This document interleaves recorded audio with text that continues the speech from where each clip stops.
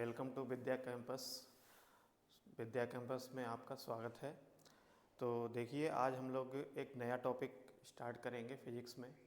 और ये जो टॉपिक है आपका 12th फिजिक्स का टॉपिक है। और इसमें आप देख सकते हो ये वाला टॉपिक इम्पोर्टेंट टॉपिक है।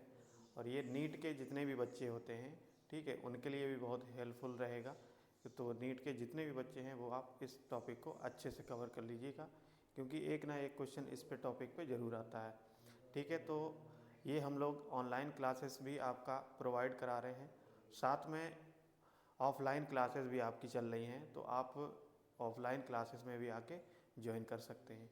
ठीक है, तो चलिए हम लोग स्टार्ट करते हैं। एक फिजिक्स का एक बेस्ट टॉपिक है जो आपका हर एग्ज़ाम में, लगभग नीट के एग्ज़ाम में पूछा जाता है।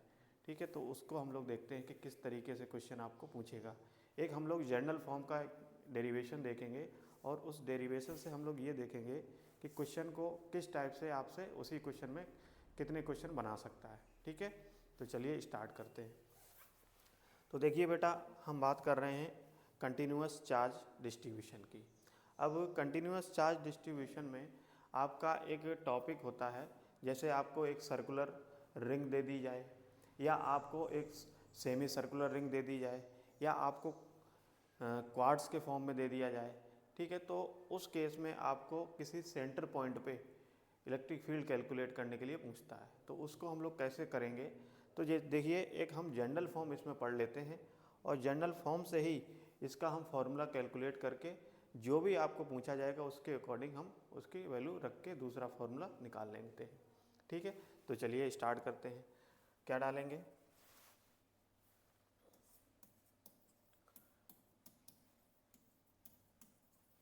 Continuous charge distribution.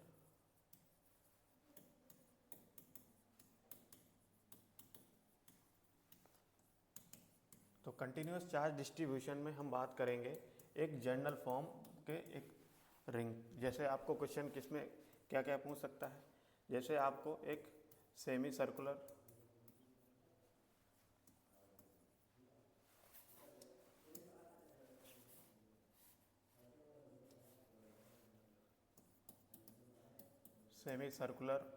रिंग दे दिया जाएगा।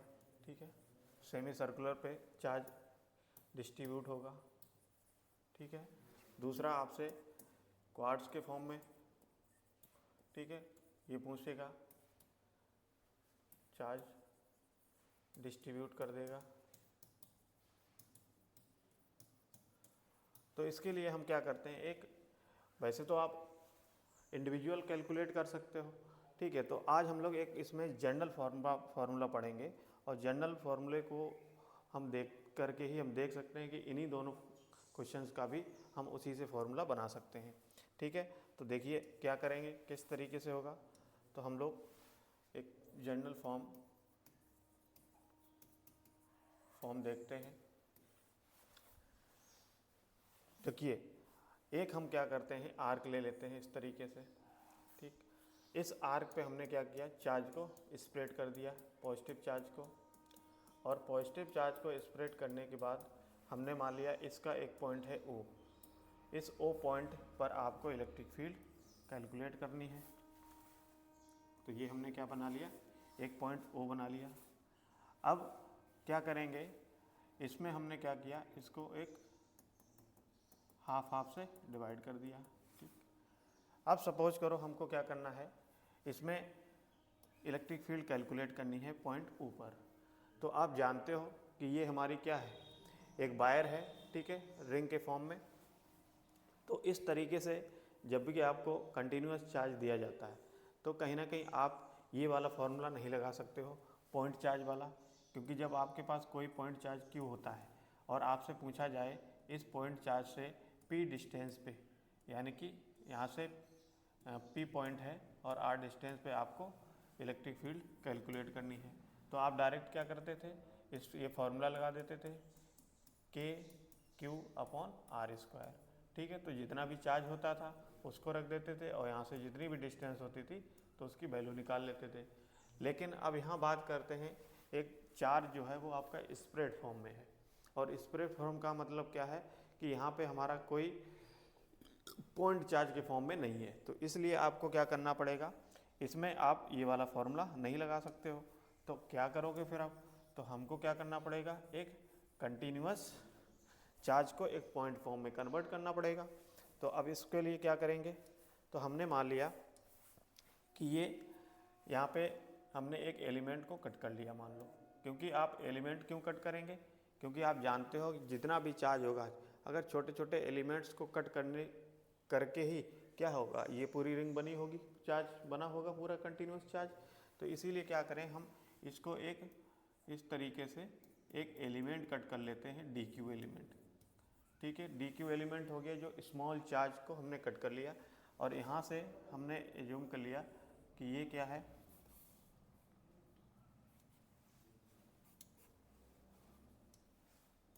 इसको सही से बना लेंगे।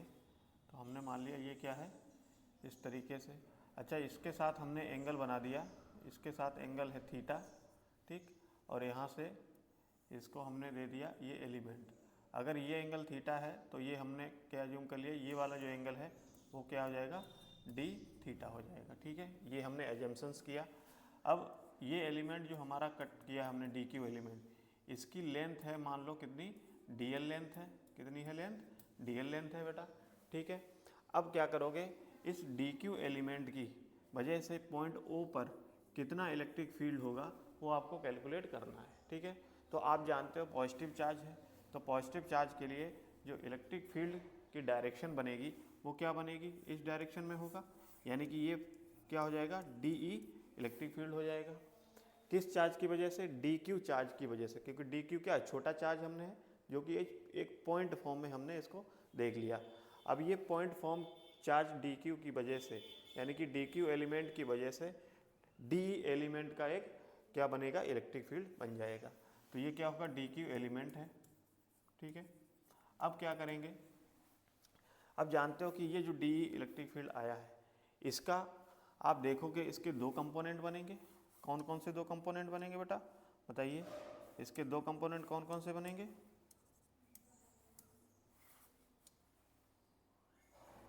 तो ये हमारे दो कंपोनेंट बनेंगे, एक वर्टिकल कंपोनेंट और एक ओरिजेंटल कंपोनेंट। तो इसका ये वर्टिकल कंपोनेंट बन जाएगा और ये ओरिजेंटल कंपोनेंट। अच्छा, ये एंगल अगर आपका थीटा है तो ये एंगल भी थीटा होगा। ठीक है, ये तो पता है, क्लियर है इतनी बात। अब यहाँ से अगर हम ये बात करें कि ये थीटा है, तो थीटा है तो यहाँ से एलिमेंट क्या हो जाएगा, इसका component D E cos theta हो जाएगा। बताइए, ये कॉस थीटा हो जाएगा और ये क्या हो जाएगा, डी ई साइन थीटा हो जाएगा। बताइए, इतनी बात क्लियर है, ये क्या हो जाएगा, डी ई साइन थीटा हो जाएगा। ये हो गया हमारा, तो ये एलिमेंट हमारा बन गया डी ई साइन थीटा। ठीक, अब आप देखोगे कि डी ई साइन थीटा और डी ई कॉस थीटा दो एलिमेंट आपके बने यहाँ से। तो अब यहाँ से ये देखेंगे, अच्छा ये एलिमेंट हमने यहाँ कट किया, अब इस यहाँ से देखोगे कि इस मिडिल पॉइंट से, पॉइंट ओ से, ये कहीं ना कहीं आपका जो आर्क दिया गया है, ये आर्क कहीं ना कहीं सिमेट्रिक आर्क है। यहाँ से अगर 20 से डिस्टेंस देखोगे तो ये क्या आर्क सिमेट्रिक दिख रहा है, इस साइड और इस साइड। अगर यही एलिमेंट अगर सपोज करो हमने यहाँ कट किया होता, ठीक है, अगर यहाँ कट किया होता तो इसकी डी क्यू एलिमेंट की वजह से इलेक्ट्रिक फील्ड किधर होती, इस साइड होती। ठीक है, यानी कि इस साइड इलेक्ट्रिक फील्ड होती तो इसके दो कंपोनेंट बनते, एक कंपोनेंट जैसे ये बन जाता डी, और डी कंपोनेंट एक ये हो जाता डी कॉस थीटा, और एक क्या हो जाता, ये हो जाता डी ई साइन थीटा। तो यहाँ से आप ये देख सकते हो कि अगर आप इस राइट साइड में, यहाँ से मिडिल पॉइंट से राइट साइड में कोई भी एलिमेंट आप लोगे तो उसका डी ई साइन थीटा जो होगा वो हमेशा कैंसिल आउट होता चला जाएगा। जैसे सपोज करो यहाँ का आपने लिया तो यहाँ से इसका बनाओगे तो इसका फिर से D sine theta cancel out हो जाएगा। तो ये क्या हो जाएगा, ये कैंसिल आउट हो जाता है हमेशा। दिख रहा है बेटा आपको। तो इस तरीके से हमने क्या किया, इस तरीके से हमने ये देख लिया कि हमारा जो डी ई साइन थीटा है ये हमेशा सिमेट्रिक होने के कारण, इस पॉइंट से ओ पॉइंट से सिमेट्रिक शेप होने के कारण ये डी ई साइन थीटा हमेशा आपका कैंसिल आउट हो जाएगा। ठीक है, तो आप देखोगे क्या निकल के आएगा, यहाँ से हमने ये पॉइंट ओ एज्यूम कर लिया, यहाँ से आपका डी कॉस हो गया। तो यहाँ पे सिंपली क्या लिखोगे कि D E sine theta element D sine theta क्या होगा, electric field D sine theta component लिख सकते हो, क्या लिखोगे, D sine theta component will cancel out due to, किसकी वजह से, due to symmetric opposite D Q element. ठीक है, तो ये डी क्यू एलिमेंट के अपोजिट बनेगा ये वाला, तो यहाँ पे हमेशा ये क्या होगा, डी साइन थीटा आपका कैंसिल आउट हो जाएगा। तो जब कैंसिल आउट ये हो जाएगा तो हमारे पास बचेगा केवल क्या, डी कॉस थीटा बचेगा। तो ये डी कॉस थीटा की वजह से हमारी इलेक्ट्रिक फील्ड कैलकुलेट कर लेंगे। अब आपको निकालना है ई नेट, क्या निकालना है, ई नेट निकालना है 8 पॉइंट ओ। तो पॉइंट ओ पर जब ई नेट निकालोगे तो किस एलिमेंट की केवल वजह से होगा, डी कॉस थीटा। तो यहाँ पे क्या लिखोगे, अब जब भी आप क्या करोगे, डी कॉस थीटा को आप इंटीग्रेट कर दोगे तो कहीं ना कहीं छोटे छोटे एलिमेंट्स को, डी क्यू को, छोटे छोटे डी क्यू को क्या करोगे आप, छोटे छोटे डी क्यू को आप ऐड करोगे तो कहीं ना कहीं पूरा चार्ज आपका आ जाएगा इस रिंग, इस आर्क का। ठीक है, तो हमने क्या किया, इसको छोटे छोटे को ऐड करने के लिए हमने क्या कर दिया, इसको इंटीग्रेट कर दिया। तो जब आप इंटीग्रेट करोगे बेटा इसको, तो ये क्या हो जाएगा, यहाँ से आपकी इलेक्ट्रिक फील्ड अगर बात करोगे तो जो डी, यहाँ से सिंपली आप क्या करोगे, ये इस एलिमेंट को बनाओ होगा तो ई नेट क्या निकल के आएगा, ये आएगा इंटीग्रेशन और ये हो जाएगा डी ई कॉस थीटा, इतना आ जाएगा। ठीक है, अच्छा यहाँ से अगर हम ये करें, इस पूरे आर्क को कवर करने के लिए हमने मान लिया कि ये पूरा एंगल कितना है, ये हमने मान लिया अल्फा। ठीक, इस पूरे आर्क को कवर करने के लिए, क्योंकि इसका एंगल देखोगे यहाँ से यहाँ तक पूरा आर्क को कवर करने के लिए हमने अल्फा मान लिया। अब अल्फा मान लिया तो यहाँ से अगर देखोगे ये वाला तो ये अल्फा बाई 2 हो जाएगा, और यहाँ से भी देखोगे हाफ हाफ तो ये अल्फा बाई 2 हो जाएगा। तो इस वाले पोर्शन से माइनस से हम क्या करते हैं, प्लस अल्फा बाई 2 तक जाते हैं। ये हम माइनस यहाँ से स्टार्ट करते हैं, मान लो इस तरीके से माइनस से प्लस अल्फा बाई 2 से इसको इंटीग्रेट कर देते हैं। तो इसकी लिमिट क्या हो जाएगी, माइनस अल्फा बाई 2 से प्लस के अल्फा बाई 2।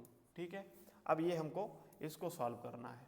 अब सपोज करो इसको सॉल्व करने के लिए हमको क्या है, डी कैलकुलेट करना पड़ेगा, क्योंकि ये डी जो है वो क्या निकल के आएगा। अब देखो डी जो होगा वो इलेक्ट्रिक फील्ड है किसकी वजह से, डी क्यू एलिमेंट की वजह से, यानी कि छोटे सा एलिमेंट डी क्यू के कारण जो छोटी सी इलेक्ट्रिक फील्ड होगी डी ई होगी।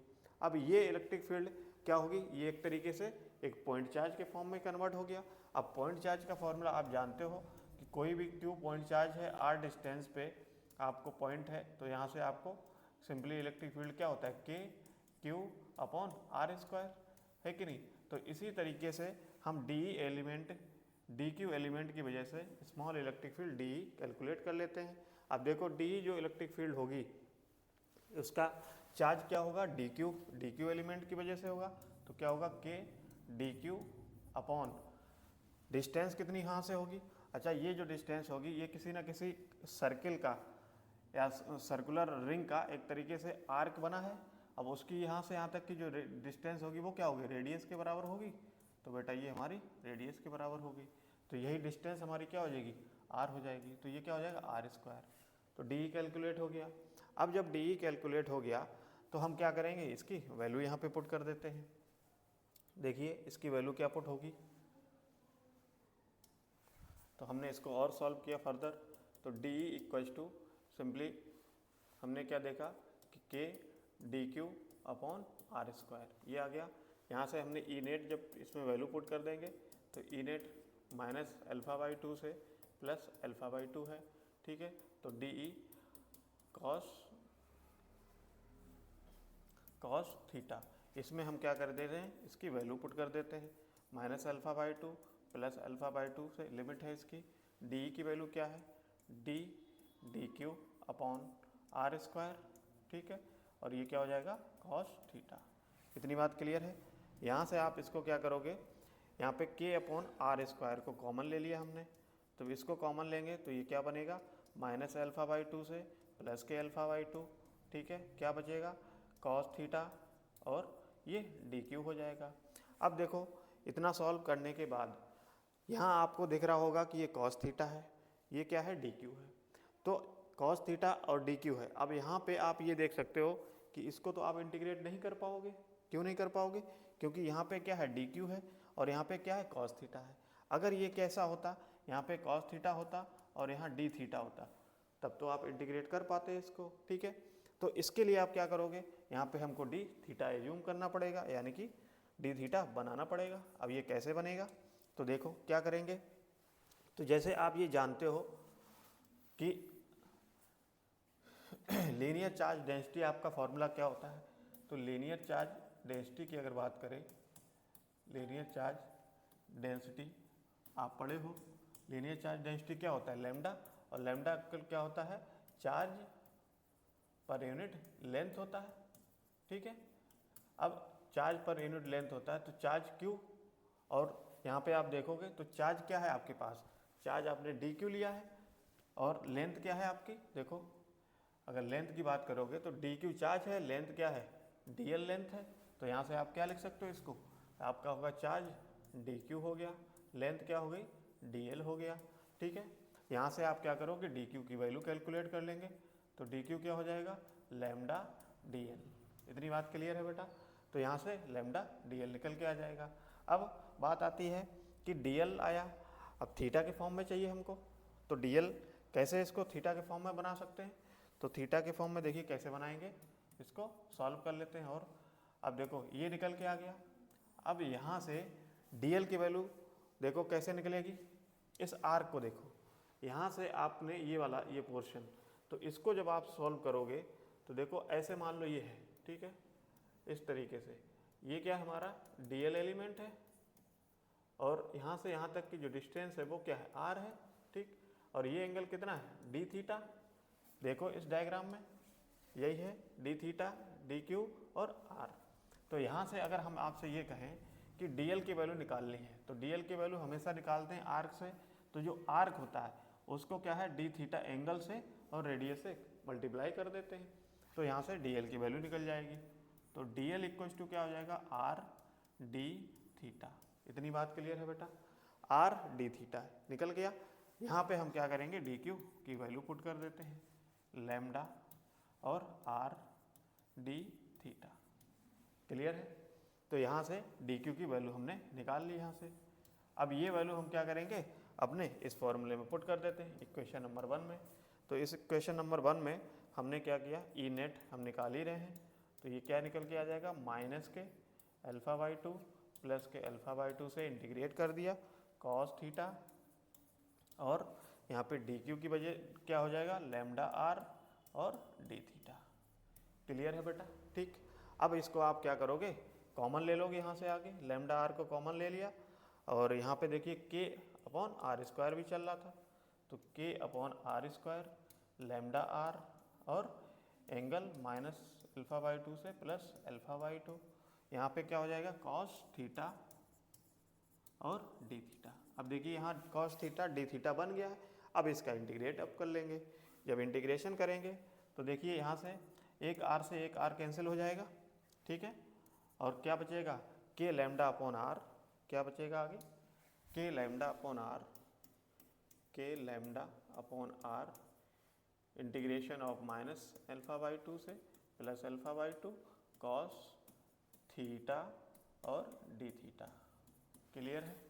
अब यहाँ से आप सॉल्व करोगे तो K lambda upon R, cos theta का इंटीग्रेशन क्या हो जाता है, साइन थीटा, ठीक।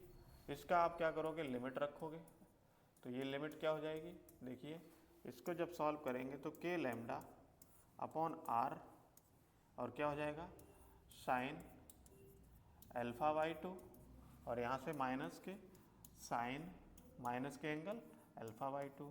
क्लियर है बेटा। तो यहाँ से आपका क्या होगा, के लैम्डा अपॉन आर, यहाँ से आप ये देखोगे कि sign lambda sine alpha by 2, और ये जब माइनस का साइन एंगल में होता है तो ये प्लस में आ जाएगा, ये क्या हो जाएगा, साइन अल्फा बाई 2। क्लियर है। इसके बाद आप क्या करोगे, इसको और सॉल्व करोगे फर्दर, तो ये हो जाएगा के लैम्डा अपॉन आर, और ये क्या हो जाएगा, 2 साइन लैम्डा बाई 2। क्या हो जाएगा 2 साइन लैम्डा बाई 2। इतनी बात क्लियर है बेटा, बताइए। तो यहाँ से एक हमारा ये जनरल फॉर्म का एक फॉर्मूला निकल के आ जाएगा। तो 2k lambda sine alpha by 2 upon R. तो ये जनरल फार्मूला आपको याद रखना है। अब देखिए इस जनरल फार्मूले से हम देखिए कितने क्वेश्चन बना सकते हैं। जिस फॉर्म का आपको क्वेश्चन पूछा जाए, रिंग के फॉर्म में, आर्क के फॉर्म में, उस हिसाब से आप उसकी वैल्यू कैलकुलेट कर सकते हैं और फॉर्मूला तुरंत बना सकते हैं। ठीक है, तो ये बन गया आपका। ये फार्मूला मोस्ट इम्पॉर्टेंट है। ठीक है, इस जनरल फार्मूले को अगर आप याद रखते हैं तो इस जनरल फार्मूले से देखिए क्या क्या बन सकता है। पहला हमने क्या बताया, 2k लैम्डा अपॉन आर। क्या फार्मूला बना है हमारा, तो ई नेट आपको जब भी उस पॉइंट पे पूछा जाए, सेंटर पॉइंट पे, तो 2k lambda upon R sine alpha by 2, ये आपका फार्मूला बन गया। अब इस फार्मूले से जिसका भी आपसे पूछा जाए, अब जैसे सपोज करो आपसे कहा जाए कि सेमी सर्कुलर वायर है, उस पर आपका कंटिन्यूस चार्ज डिस्ट्रीब्यूट है, कंटिन्यूस